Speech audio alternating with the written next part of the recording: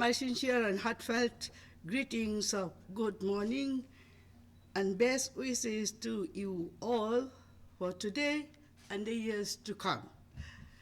This morning I feel especially privileged to be here in your midst and share the platform of the highest legislators in the country. I thank the Director, Pride, for inviting me to be one of the participants in this prestigious interactive session in the Parliament today. Yes, let me introduce myself.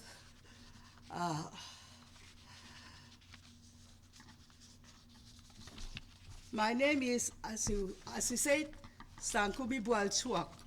I am from Mizoram and belong to the Mizo society. I'm a retired chairman of the Mizoram Public Service Commission and a social activist. I started my career as a lecturer in a government college at Aizawl, then promoted to the Director of Higher and Technical Education, and then after that, I was posted as a member for 4.5 years in the Mizoram Public Service Commission, and then as a chairman for 4.5 years in the Mizoram Public Service Commission. And I retired from the government service in 2011. What I want to say today to explain this very critical subject on the part of women is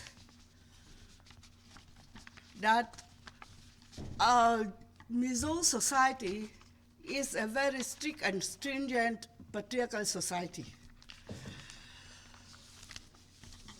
In our traditional customary laws, women has no right to inheritance of property, either her husband nor father, even for a lone girl child.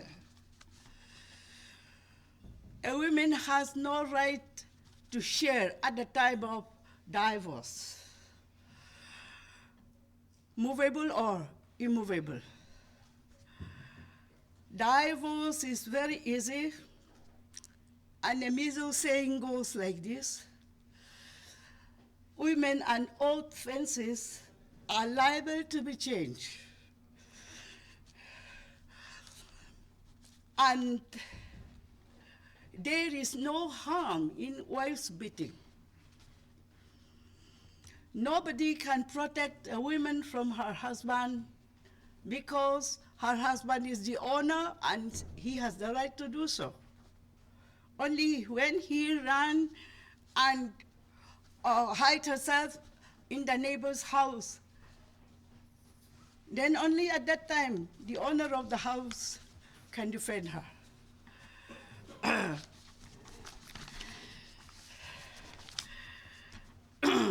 There is no adultery for a husband. Men are so free.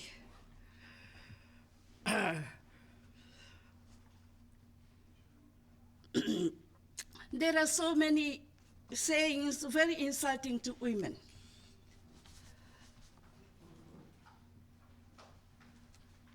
The main problem when I traced is that these traditional customary laws were put in writing by the British for the administration of the whole community and the state. And a traditional customary laws cannot be changed. It is a custom. And since it is put in writing, those laws were very much strongly embedded in the minds of the people as a whole, especially to the women. women folk thought that their positions and status were as set by God.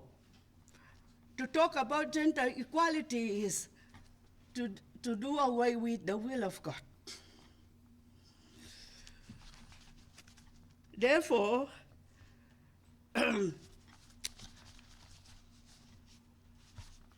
I feel that at least a woman has to come forward to clear the mindset of the women themselves and to fight for empowerment, women's empowerment. So I joined MHEP, that is the biggest women organization in Mizoram, having more than 750 branches in and outside the state, thinking that this will be the best platform, the forum for fighting for for women's rights. And I was elected as the president for 3 terms of 2 years each, and then for different posts of OB, and I was in the MHEP General Headquarters for 18 years. And luckily, with the help of my colleagues, right from the beginning, we were fighting for women empowerment, and women empowerment was used as the theme of MHEP for 16 consecutive years. For 16 consecutive years. During these 16 years, I traveled around the whole state. I think there might be very few villages which I did not visit, shouting for empowerment of women. But I'm very glad today that all those hard works, as our subject says, persistence, have a fruitful results, which I am trying to share with you today. I'm afraid that I will take a long time. That's why I'll mention only the points, and if anybody wants to explain in details, I'll explain later on. The first, or I should say, the most remarkable change and success of women empowerment in the Mizo society is the enactment of 3 women bills. That is the Mizo marriage, the Mizo divorce, and the Mizo inheritance and succession bill. When I was first elected as the president in 2005, April 20th, as soon as I joined the post, we started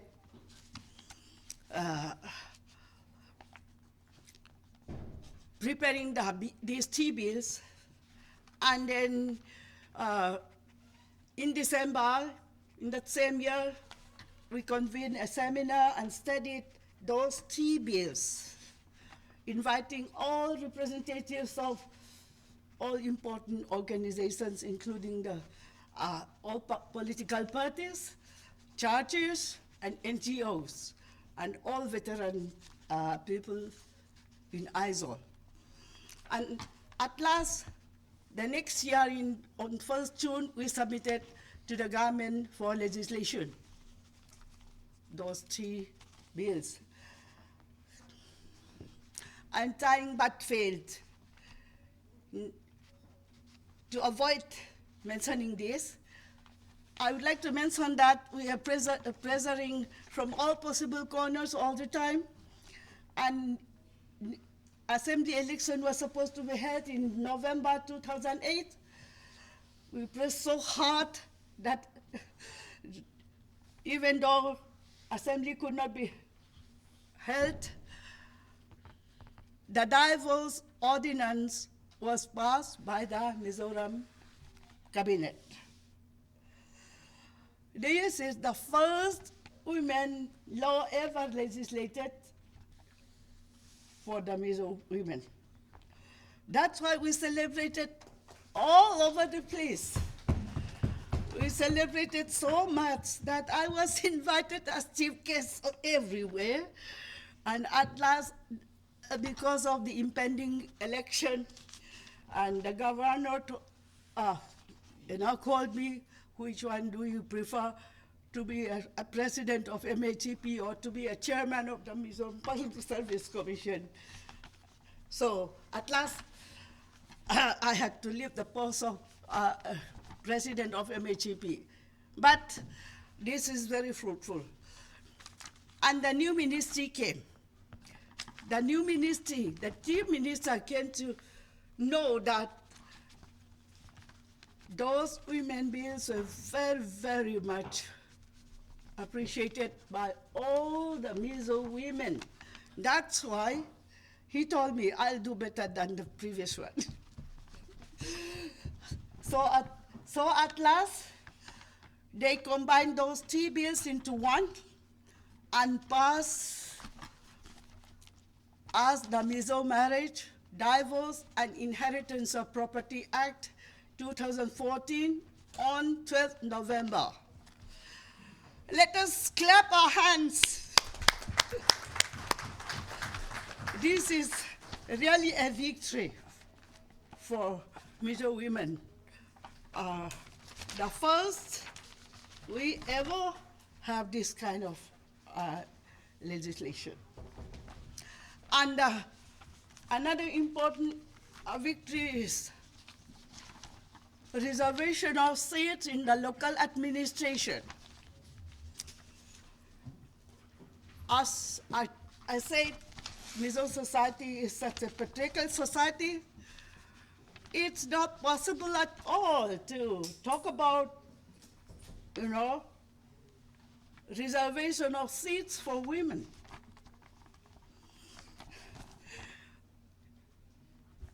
If I have time, I'll tell you the stories. You'll be laughing a lot. And luckily, while we're trying very hard, in the meantime, I would like to say that Mizoram is under the 6th schedule of the Indian Constitution.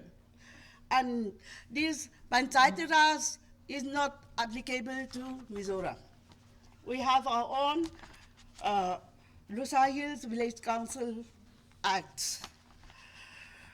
And the Central Ministry sent the additional secretary 5 times to Mizoram to make some arrangement in modifying the existing rules and making reservation for women. But he completely failed. At last, some people advised him to meet me, and we met, and we talked each other last night also. We met and discussed, and after he left, I convened all the leaders of big NGOs, and with their consent, I convened a seminar inviting all the veteran advocates and teachers of the university and veteran administrators, and we discussed, and in that seminar, a resolution was passed to make some amendments in the existing Village Council Act and for seat reservation for women. 33% seat reservation for women. This is something new, yes. And then we submitted, actually we dared to submit that resolution to the government. The government itself didn't allow. Secretary, we managed somehow. And from with the pressure from the central ministry, at last, Mizoram Legislative Assembly passed that amendment, Village Council amendment, in 2014, with the provision of 33% of seats reserved for women. So this is beyond the expectation of Mizo women. And the other one is Domestic Violence Act. As I've told you, there is no harm in wives beating. According to the Mizo customary laws, a husband can beat his wife anytime, and he can throw her out in the middle of the night without giving any support for the children.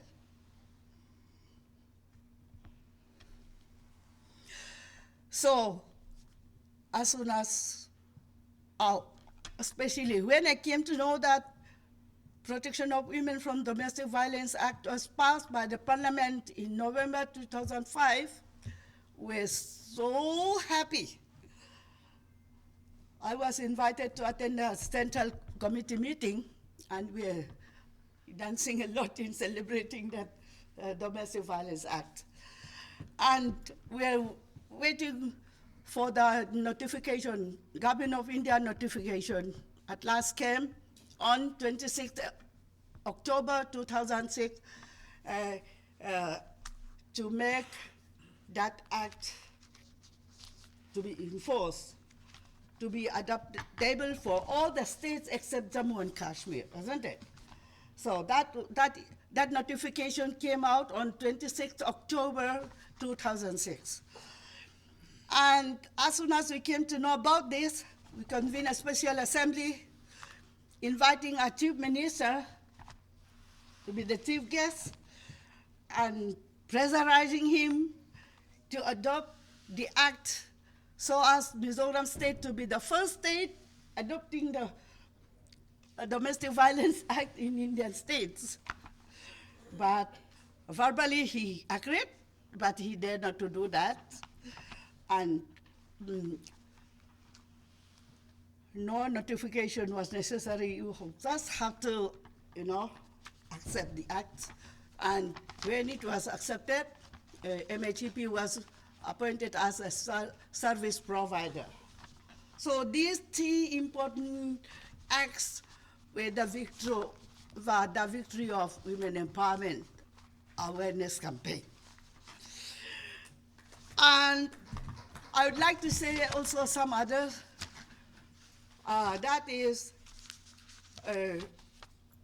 establishment of the first de-addiction rehabilitation and counseling center for women in Mizoram, which was called Zeriko Inn, Zeriko Kwalbuk, we call it Zeriko Inn. That was started way back in 1990. I was one of the founding members, and we're very, very successful. We used to collect all the addicts and sex abuse and all. And we introduced vocational training courses of this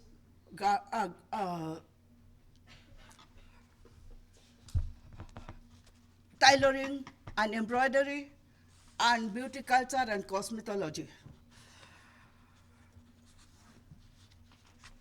All the addicts are also very interested in beauty culture and cosmetology. And after they go out of the center, usually they used to, for self-support or self-entrepreneurship, And some of them opened training centers, and actually this is a cause which makes them to be, friendly with the community as a whole, and many women became more than normal, I should say, in the upper class, getting a good husband and establishing, successful families. That's why the establishment of this Jericho Inn is very successful, and I can say one of the successful results of this women empowerment. And in the meantime, I also want to point out some problems. And before that, we also established orphanage home under MHEP. MHEP is, please remember, it is Mizo Women Association, the biggest Mizo Women Association. It is a community-based, having more than 750 branches within and outside Mizoram state. And this orphanage home was set up during my time as a president. And during my first period, between 2005 to 2007, 13 children were given for adoption. And we have the permission for adoption under CARA, that is under the Ministry of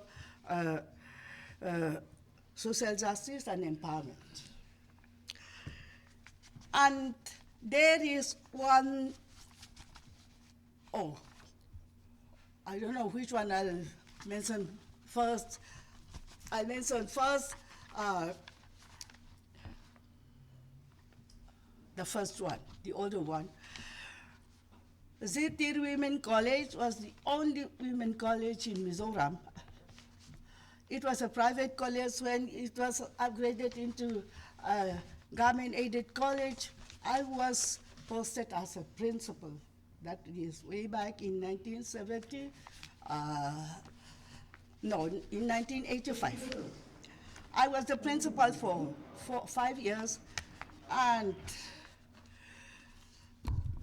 within a year, I found out the site and the fund for the building, and we shifted to its own building, and we introduced this home science subject, a full course, pre-university home science, BSc home science, BSc home science honors, including the subject which was not available under the NEHU, but the Vice Chancellor had given me that very precious subject, that is food and nutrition. And there's also another subject, child development, and also home management. These are very, very good subjects we introduced. But, I was only on deputation. As soon as I left, I was there for 5 years. As soon as I left, not as soon as, after a year or two, a new principal, a male principal, was posted, and the government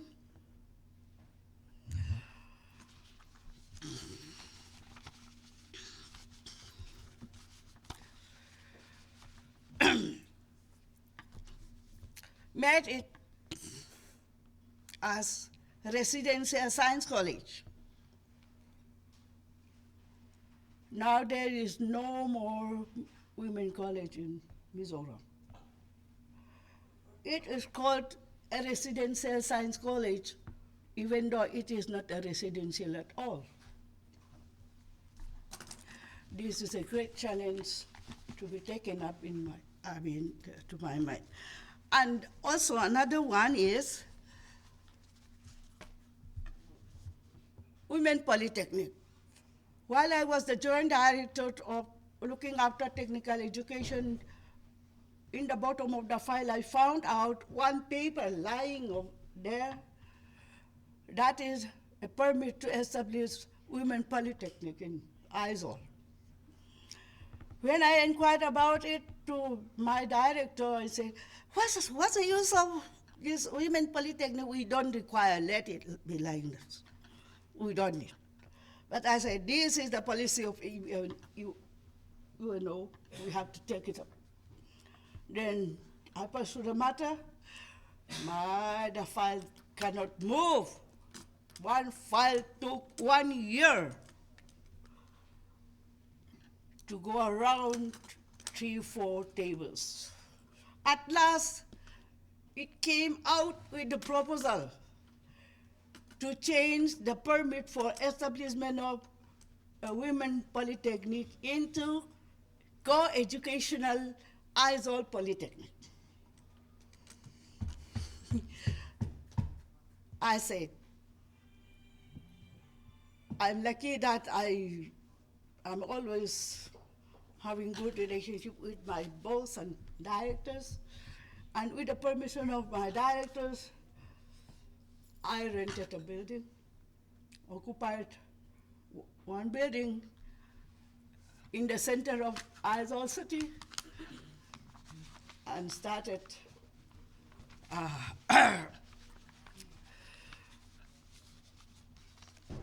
establishing that Women Polytechnic. At last, the government is compelled to accept and approve before the end of the year, that is in September 1998. And as the project that I was holding additional post of project director for World Bank assistance for technical education in Mizoram, we make a project for Women Polytechnic Complex. And we are able to get 35 crores of rupees from the World Bank, and along with others, we are able to establish Women Polytechnics in Mizoram. I'm very sorry that I couldn't find this thing, and it's a very beautiful complex. I wish all the men folk would see. Yes, you know, this is how we have to fight. Only because it has the name of a woman. How patriarchal is our Mizo society. I think you'll be able to understand. That's why if your name ends with I, that means a female shine. My name is Sangkhumi. I is a sign of a female sign. So that's why it's very, very difficult to push through editing. But that's why I love to be here in Delhi. In Delhi, we are able to do whatever we want. Yes, I want to say this because you should understand how, you should realize how lucky you are who are in Delhi and different parts of India. And see, I should say, please don't take it other ways, because, you know, to take up anything concerning a female project or female issue, I have to do it alone. That's why I propose to establish girls' hostel, for collegiate girls' hostel, because all the college students studying in Aizawl, in different colleges at Aizawl, usually stay as housemates and servants in different families, in different homes.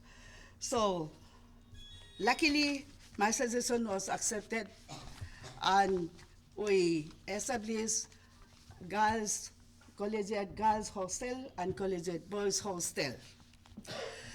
And that also is so difficult to get the site, and nobody wanted the girls or the boys together in their locality. But somehow we are able to manage, and still we are running those colleges.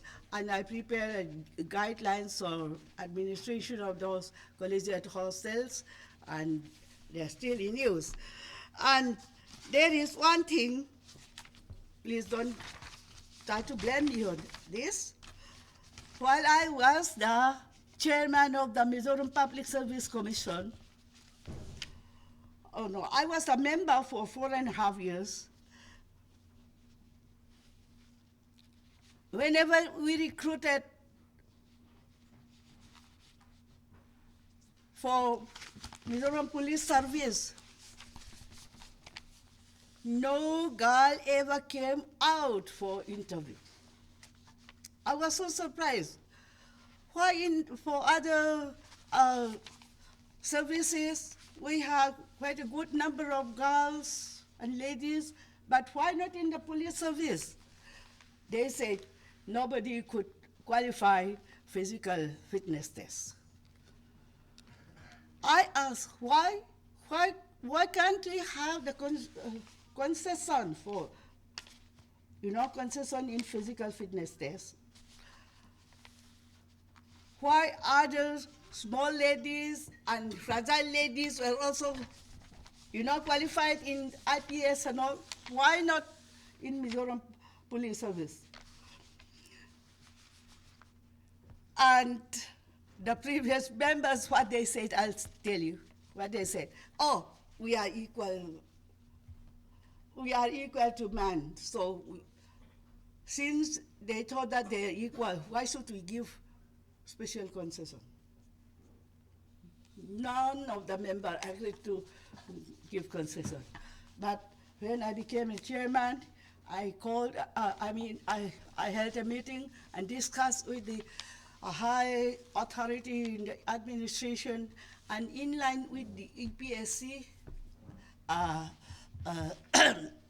recruitment rules, I made a special provision of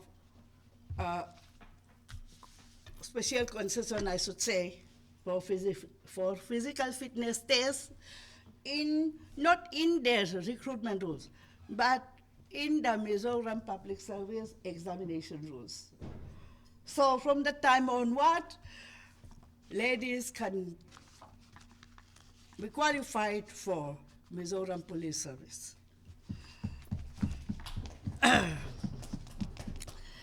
And the other one is, you might not be able to swallow properly. MHCP is such a big women association.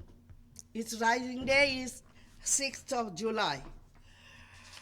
And the government put it as a restricted holiday for a long time. Every time we have to ask for, permission for women. At last, while I was the vice president, I'm always lucky. I was able to convince them. And from 2005, that is the first year when I was elected as the president, MHCP Day was accepted as a state holiday. And we are celebrating 6th July as MHCP Day till today. This is a great, you know, uh, success, I should say, championship for women empowerment. And the other thing is, see, we the women used to make street processions whenever there is an uh, incident of sex abuse and all. They used to make fun of us. The men folk used to make fun of the women. And I feel that I should make a booklet. I prepared a booklet containing all the rules and regulations and the punishments and whom to contact and all that. And I released on the MHCP Day and distributed to all the MHCP branches throughout the state. And from that time onward, there was no street procession at all. It's quiet, and the old people also don't know how to make fun of us. That's their practice, their usual practice. And we also make, you know, hoardings. That was way back in 2000, I think in 2006.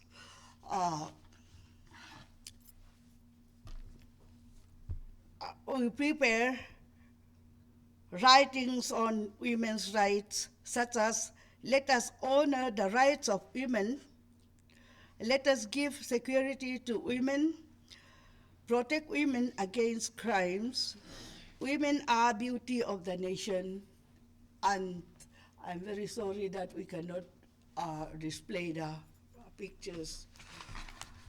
And we displayed all these things by hoardings throughout the state.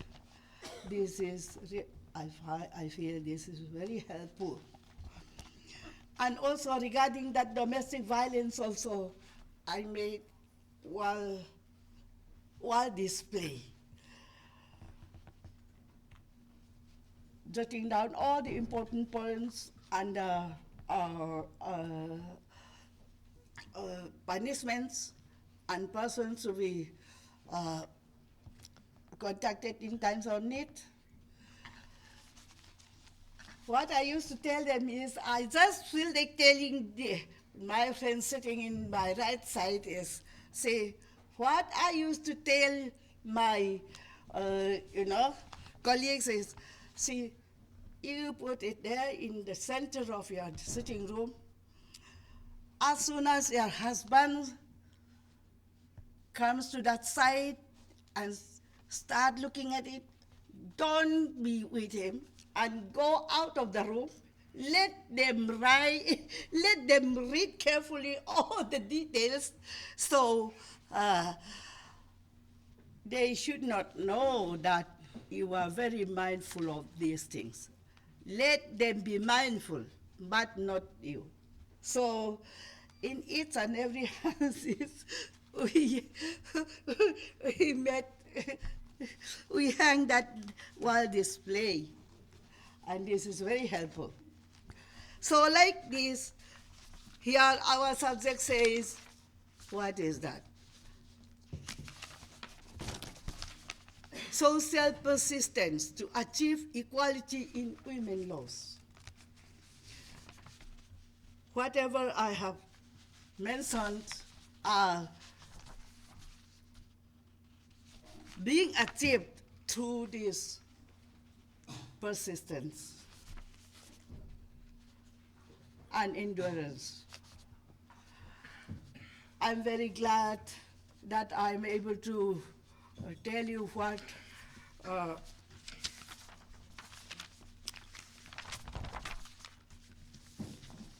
how successful we are in fighting for the rights of women, but I would like to let you know that we still have a long way to go. We cannot stop. We still have a long way to go, and the best thing is to go together side by side.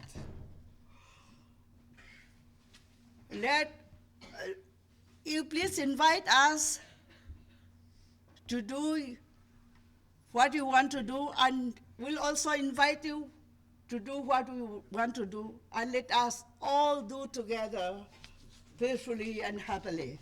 So the success will come. Thank you.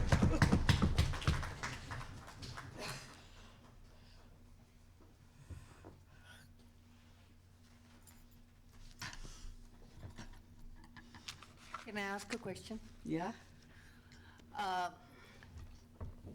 I understand that the education and the colleges have been less in Mizoram. But a woman like you, so strong, so capable, so competent, have come up to this level. How can we inspire more women from Mizoram to come into leadership roles?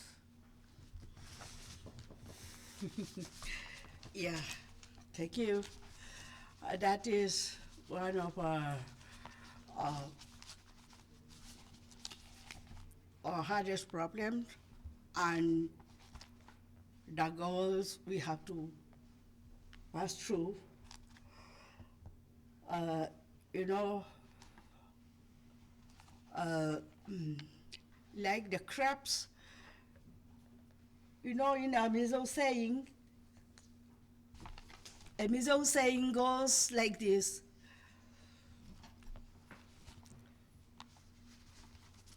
a woman's word is not a word, like a crab's meat is not a meat. They used to make fun of us, Women are like crabs. Those who are on the top they are trying to pull down. That's why nobody can come up. That is one of the problems we have faced. I don't know how long it will take. Anyway, this is the world we have to face. Very inspiring. Anyone want to ask a question? Okay, no problem. So we will proceed for next presentation.